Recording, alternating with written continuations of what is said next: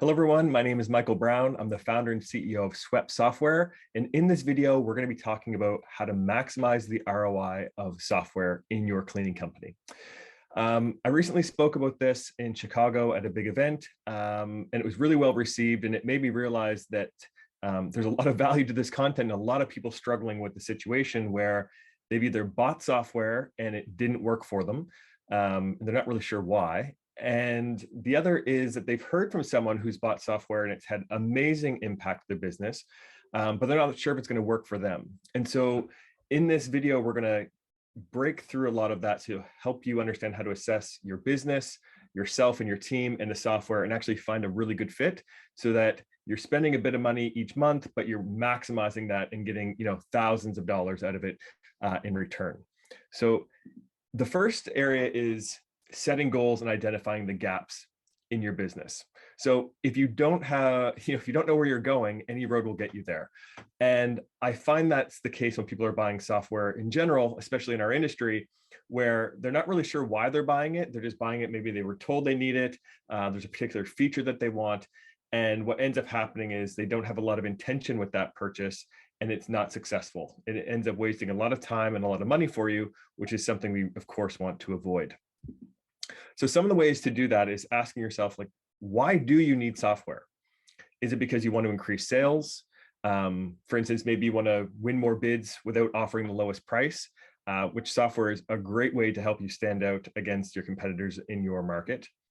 Maybe you want to reduce costs, decrease time theft, for instance, thinking about inflation, how do you actually offset some of the inefficiencies in your business, and including productivity. So increase the number of contracts without increasing the number of supervisors who have to manage them. That's something that we've seen many times where people will go to win multiple contracts, but their team is actually better able to manage the contracts. And so that's a way for you to grow your top line revenue without having to add more into the middle part of your org structure. Then you may be interested in software to improve the customer experience. So increase visibility and communication and quality at your contracts. So you're not just winning contracts and losing them and going out and winning them and going through that cycle. You're actually winning and retaining those contracts because they're better managed. Now, if someone told you to buy software, that's probably one of the worst reasons why you should. It doesn't mean they're wrong, but keep in mind that your business and your needs, you as a leader, are completely different than some of your peers in the industry. So as much as you might hear someone say, you Swept, it's amazing, it's done all these things for my business. I love hearing that. But ultimately, what I care more about is that, is it going to have the same result for your business? Are you in the same situation so you can get that growth? And that's what this is all about not selling to someone and not being sold something, but actually finding the right mix. So the other thing you want to do is set a goal. So in this example, we're just going to say that you want to double your revenue in the next 12 months, which is something that we see happening quite often. And it's also a common goal. People want to grow their business and, increase their profitability, have a better lifestyle. There's a lot of reasons for that. But we're just going to pick that as a goal. This may not be your goal, but for this example, we'll use it. So then you have to ask yourself, with that goal in mind, what's standing in your way? What are the top 3 issues that prevent you from growing faster? Make a list, create some space, write that down and think about it, but then go and talk to your team as well, because where you're at in the business, if you're like me, in the beginning, I was scrubbing toilets and, winning contracts and doing all of it. As you start to build your company, all of a sudden you're not doing the cleaning anymore. Maybe you're not even doing the sales anymore. What is going to prevent you from hitting that growth will be maybe in the minds of your team, and they will see things differently than you do. So I really encourage you to ask them this question and then stop and listen, and even sit through the awkward silence, because you may ask them, hey, we want to double our growth in the next 12 months, double our revenue. What do we need to do? What's stopping us? And they may just sit there for a few seconds and then you'll start talking again, or they might not know immediately. But if you pause and give them a chance, they will share a number of insights that will help you figure out how to overcome those gaps. The other thing is, you could say to them, if our goal was X, our goal was to double our revenue, what comes to your mind? Because a lot of people, the way they think, they don't necessarily think in the most positive way. They think about all the things that come down on them. They look at the negative, unfortunately. But you can also learn a lot from that. So if you say to someone, hey, we're going to double the company, what comes to your mind? They might say, well, we don't have enough cleaners. We don't have enough of this, or we're missing that. They'll share with you the constraints that are also maybe not apparent to you that will help you figure out how to overcome them. So your team will be a really great resource. Again, asking yourself these questions and then asking the people within the business will help you figure out what gaps you have so that you can find software that will fill that for you. Another way of asking is, what needs to be different? So moving into step 2, evaluating software with the right questions. So if you do not know how to ask the right questions, you discover nothing. And this is applicable not just in assessing software, but everything in life. So it's so important, again, as I mentioned earlier, if someone tells you to buy software, you can't just run out and buy it, or you can, but you won't always have the best results. You have to figure out why you'd use that software, what's in it for you, what's in it for your team, what's in it for your clients. And the way to figure that out is by asking really good questions. So at the demo, when you've found a number of software providers, you can go online, do a Google search, go to mastermind groups. It's easy for you to find out what software is out there. But then when you're on that demo meeting, I view this as an opportunity not for you to be sold to, but for you to really pull out information from that sales team, that salesperson you're working with. So you should ask the software company, who's their target customer? Because there are software products out there that are for everybody, whether you're maintaining a swimming pool or an electrician or for a cleaning company. And so then when you think about a cleaning company, there's also small, medium, large cleaning companies. So you want to find a company that has software for you and your specific needs, ideally that you can grow with. But they're going to ask you how many cleaners you have, how many, what's your revenue, how many contracts, to get a sense of what products they should show you. But don't be afraid to ask them first who their target customer is. So you should ask them, how many employees do they have? How many locations? What's their annual revenue? To make sure that you're not getting sold a product that really isn't for you. Then you can ask them, what problems are they helping their customers solve? Because you've already made a list of a few of the constraints for you to, in this example, double your revenue. Well, if you have gaps that need to be filled and they don't fill those gaps, or they don't solve that pain for people, it might not be the right software product for you.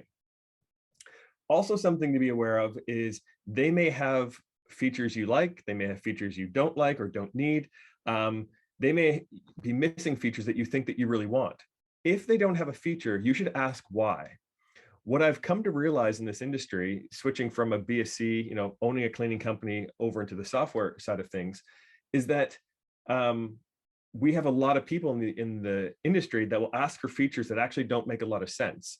And so people will ask us to build something. And then when we really do research on it and find out that actually that's not an important feature, and actually the thing that you're trying to do can be solved through this feature set. So trying to match feature for feature isn't always the best way. It's think about what job needs to be done with a particular feature set. What features are coming up is another important question you want to ask. What is their product roadmap looking like? Do they have an in-house dev team? It's important for you to understand that as you onboard and get successful with the product, you want to make sure that it's a company that's innovating, continuing to push forward. Finding out who runs product and what's their background. Do they have someone in-house? Do they have someone remotely? How are they going to be building software that works for you today and continues to work for you? What happens after I buy the software? You're going to want to find out that. Do they have good customer success, good support, good onboarding workflows? So buying the software alone is just about this big of the solution. You really need to make sure it's implemented. Otherwise, it's not going to work for you. The other thing you're going to want to do is after you talk to companies, software companies, to get an assessment of what's available on the market, you have to figure out your must-haves and your nice-to-haves. rank every single feature, and then write a little sentence about why, because there's no such thing as perfect software out there. There's going to be nothing that fits your business specifically. There is, over 1 million cleaning companies, and everyone runs them slightly differently. So you're going to have to figure out what you want to trade off, so that you end up, solving the problem, filling the gap, and hitting that growth that you're looking for. So I highly recommend that you don't get distracted by the noise. There are companies out there that build feature after feature after feature, and they will bombard you with the number of features and functions that the software can do. However, the workflow, the ease of use is not great. So just be aware that as people are building a lot of features, it can sound really nice. When you get into the product, it can be really challenging to use. And so you want to make sure that you have a good, easy workflow that will allow you to be successful. So you may not get every feature you want, or maybe you will. But you want to make sure that you don't get oversold features that you actually don't want to use or won't use. So what else matters when assessing software? Outside of features, you want to think about the UX and the UI. So the UX is user experience and UI is user interface. So this is talking about how clean it looks. Does it look fresh? Does it look easy to use? Or does it look like it's from the 90s? And the user experience is, if you push a button, does it take you to the screen that you think it's going to? For instance, on Swept, when cleaners log in, they open up the app. Within one touch of a button, they can log into a shift.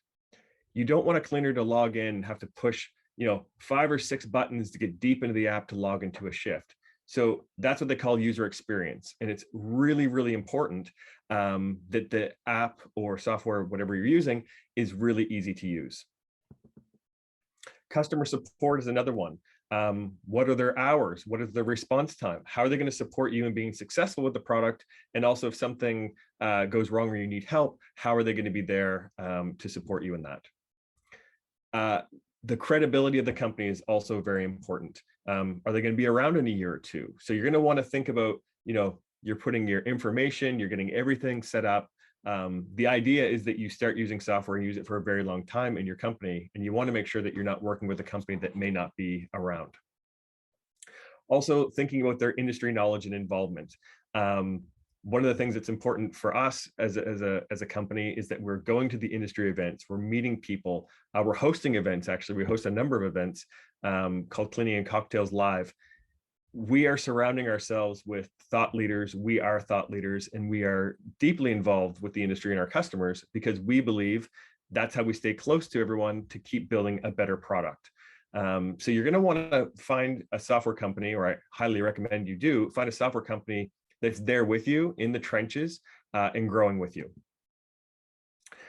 So a little dose of reality when it comes to software, and this is really for all projects in general, but you can build something fast with high quality, looking at, thinking about good, but it's expensive.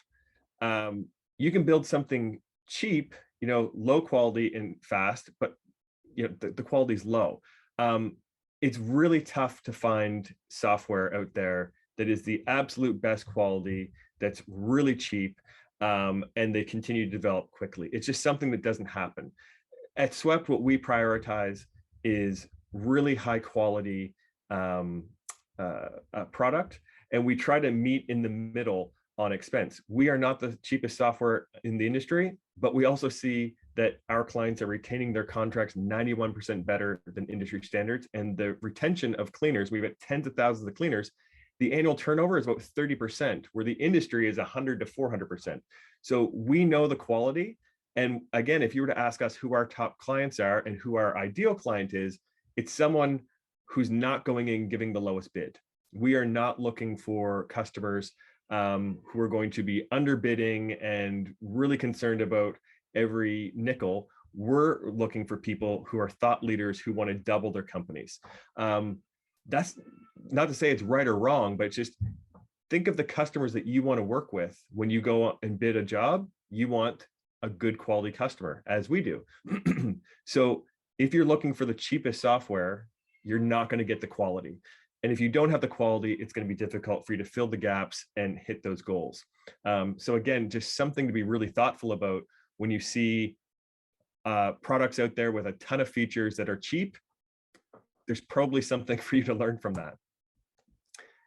So setting realistic expectations, again, the perfect solution does not exist and it never will. It's because there's no standard way to run a cleaning company, which means there's no standard way to build software for it. Software cannot fix major leadership issues.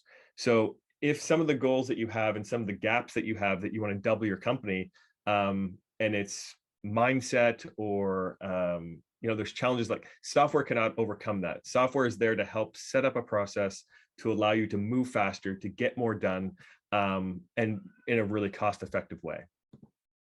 And again, like I said, you get what you pay for. So I think it's extremely interesting to watch. People will buy something, they'll save a couple dollars, and then they miss out on thousands and thousands of dollars, tens of thousands of dollars of revenue growth. So just be really thoughtful in how you approach buying software and the questions that you ask. The last point on this section is the survivor reviews and case studies. So who can you really trust? You're buying a piece of software, you're going online and you're looking. You will see that there'll be case studies that everything looks perfect. And then you'll see reviews sometimes that are really bad. And what can you trust? Because you'll also see reviews. We've had people literally, and I've seen this with myself, our company, and our competitors' companies. Someone will say something terrible about the product. What I can see is I look in and I see they never logged in once. Or you'll see someone who's like, I've tripled my revenue. This is amazing.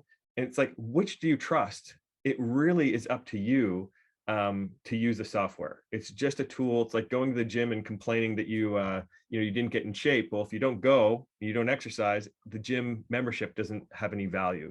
So I would say just watch out for reviews that are high emotions, high exaggeration, because it's probably more the person writing it than the company itself. And step 3 is implementation. So software without implementation is like a rocket without fuel. As I mentioned about going to the gym, you can buy a membership, but if you don't show up, it will not help you get in shape. It's so important. I find that people will spend a lot of time negotiating, researching, going back and forth. They finally buy the software and they actually don't log in. We have a number of people that we see as we sell each month, and we can tell. And we will follow up. We'll do lots of different things to try to proactively help them. But if they don't sign in, there's nothing that you can really do. So I say onboard or die. Software technology is not going away. The expectations in our industry are coming on very fast from your customers, from your employees, that you need to be relevant, you need to be using tech. And there's so many benefits, but you really, really need to make sure that you onboard. So one way to help you is to think about who on your team is going to lead this initiative. Maybe it's you, maybe it's someone in the office, whoever that person is, make sure they're involved throughout the buying process, because we've seen this as well in the past where the business owner will buy something and he or she will put the credit card down, buy the software, and then they just basically say to someone in the office manager, please start using this. And they have no idea why. They don't know what the goals they're trying to solve with the software. They don't know, they haven't evaluated other software. All they know is they've just been told to implement. And that can be a bit jarring for them and really slow down the whole transition of getting onto the software. So I highly recommend that as you're evaluating software for your business, that you bring in whoever is going to be implementing it as part of that journey. The other thing is just simply show up and do the work. It shouldn't be that hard if you've picked the right software. If you've picked software and it's easy to use and has all the features you want, just start showing up, input the data, and get going. You will find that it's very quick to get success. And if it's not, then again, you may have bought the wrong software. If it's really confusing, clunky, and people don't want to use it, you probably went the wrong direction, and you might want to go back to step 2 and reevaluate. We recommend having an all-hands team meeting. You may want to onboard your entire company. You may want to onboard just a small section of your company at first. when you work with us or someone else, ideally, they have a good customer success team, but they will set goals with you and help you onboard successfully. So we have clients who want to get everyone immediately, and we have people who want to, put a toe in the water and try it out. There's no right or wrong here, but we do recommend having an all hands meeting, letting people know about this, getting them excited about how it's going to serve them. If you're buying software because of time theft, which is, an issue in our industry, letting people know that is not going to help you implement the software. So SWEPT is really a lot about supporting the frontline staff, helping them be successful in the contract, helping identify issues so that you can support them. If you say, we bought this because we're going to track you and there's a geofence, which there is a geofence to support that, it will not have them feeling good about it. So having an all hands meeting and talking about, here's our goals in the company, it could relate to you transition to you having more shifts, more hours, like what's in it for them. Thinking about that will help you get their buy-in. So remember, software is just a tool. It's like a mop and bucket. It is not magic. If you don't change the mop water, the mop and bucket is going to fail you. And so same with software, you have to put in the work to actually get something out of it. Your mindset will dictate your approach and success with software. So if you are thoughtful and positive and energized and want to make a change, you'll make that change. If you don't, you'll make up an excuse. And that's just the reality of it.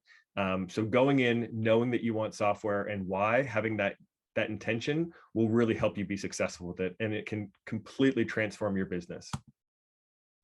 Again, if you can't assess, or if you can't create the space to assess what we've just talked about, we've been going over this fairly quickly, but if you can't create the space to meet the software providers, to do the demos, to show up, to ask the questions, you're never going to implement it.